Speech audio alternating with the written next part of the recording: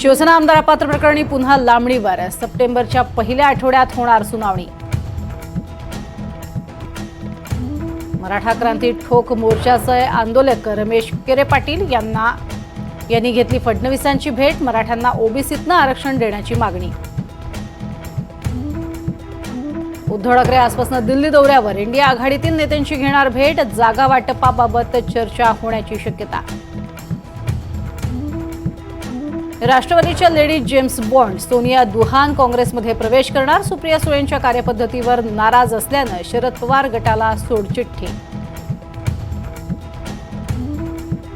पुणे शहरात झिकाचा वाढता शिरकाव. रुग्णांची संख्या 66 वर. 26 गर्भवती महिलांनाही झिकाची लागण.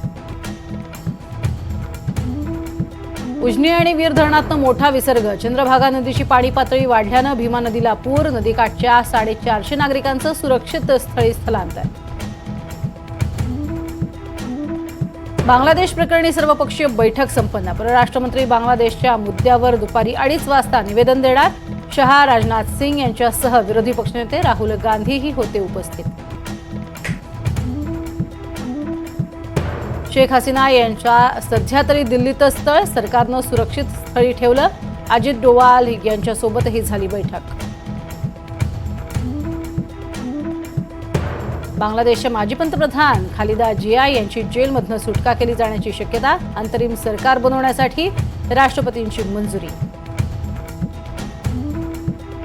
नोबेल पुरस्कारानं सन्मानित मोहम्मद युनूस यांनी अंतरिम सरकारचं नेतृत्व करावं. बांगलादेशातल्या आंदोलक विद्यार्थ्यांची मागणी.